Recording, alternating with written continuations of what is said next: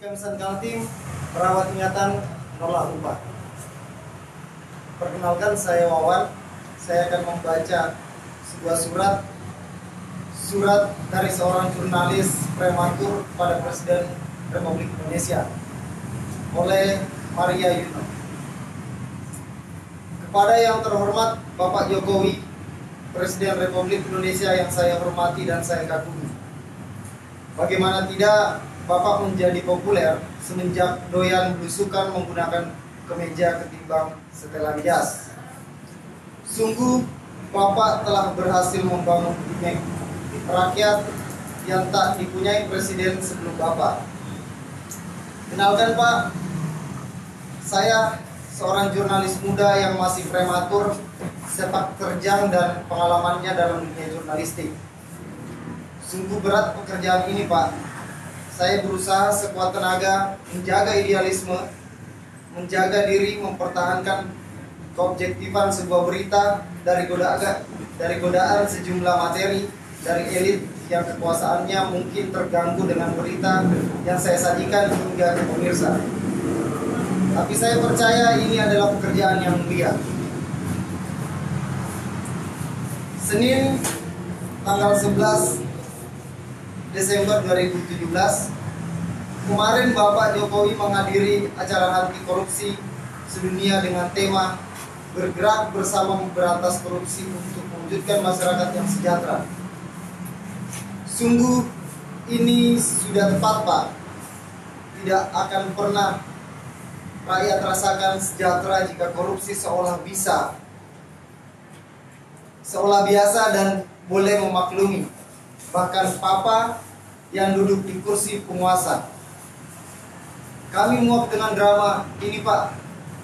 Bagaimana rakyat bisa sejahtera jika negara menolak, dianggap berdosa atas pembantaian ratusan ribu orang yang dicurigai PKI, dan para pembunuhnya justru berharap masuk surga. Bagaimana rakyat bisa sejahtera jika aparat penegak hukum telah bersahabat dengan pemilik modal? Akibatnya rakyat menjadi bulan-bulanan pembangunan dengan menggusur, dengan merampas tanah, dengan merampas hak hidup rakyat. Terkadang saya benci membagi kabar buruk Pak. Kabar buruk Pak. Setiap hari di koran dan di TV, perempuan dilecehkan dan diperkosa, bahkan dibunuh. Lalu dirinya pula yang disalahkan atas tragedi yang menimpanya. Kawan saya Nur Halimah, aktivis perempuan Mardika Makassar, diperkosa dan dibunuh oleh pelaku yang dikenalnya. Sungguh di rumah atau di ruang publik perempuan selalu tidak aman. Setiap hari Kamis sejak 2007 di depan istana Bapak, orang tua korban penghilangan paksa tak pernah absen berdiri mencari di mana anak mereka. Sebagai orang tua, Bapak pasti mengerti perasaan mereka. Sekali saja datanglah dan bergabung.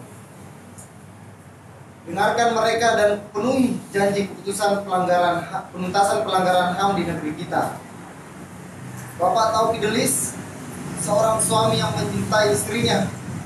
Dia ditangkap lalu dibunuh karena menanam ganja untuk pengobatan istrinya. Selama di penjara, suplai ganja untuk pengobatan istrinya pun dihentikan hingga meninggal. Bukan meninggal Pak, tapi dibunuh. Bapak harus terbuka terhadap pengetahuan ganja medis yang bisa menolong jutaan manusia. Apakah Bapak terlalu takut terhadap monopoli industri farmasi yang menyetor pajak tinggi? Tidak boleh lagi Pak ada Fidelis lainnya Pak. Tidak boleh seorang merampas hak hidup orang lain, apalagi negara. Pak Jokowi, beberapa tahun ini awan mendung bergelut di hati dan pikiran saya. Di tempat saya tinggal, kota Samarinda, ruang terbuka hijau kami tak punya. Habis dijual pemimpin kami kepada pemilik modal yang abai kelestarian lingkungan, bahkan abai terhadap nyawa manusia. Usai mengeruk batu bara, mereka tinggalkan lubang menganga hingga 28 orang meninggal dunia. Sebagai seorang jurnalis, saya harus menjaga kenetralan saya. Tapi untuk urusan kemanusiaan, saya berdiri bersama petani di Kendeng dan Kulon Progo yang tanahnya dirampas untuk pembangunan pabrik semen dan bandara.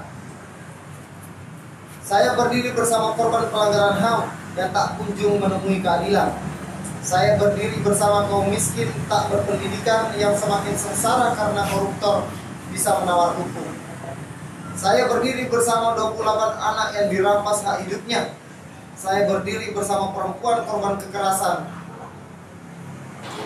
Di mana terjadi penindasan dan pengisapan, disitulah saya akan berdiri dan melawan lewat tulisan, lewat aksi massa. Sepanjang 2016 terdapat 453 kasus korupsi pada tahun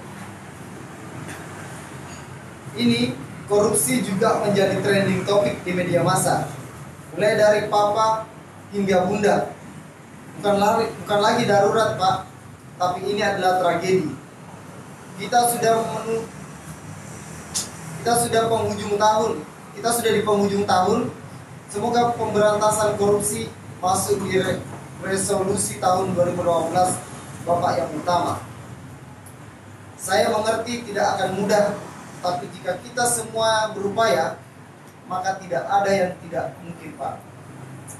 Saya mungkin terdengar naif, tapi saya optimis masih ada kesempatan untuk kita berbenah. Mulai dari mengakui dosa masa lalu hingga realisasi Undang-Undang 1945 dan terbuka atas ide-ide kaum muda.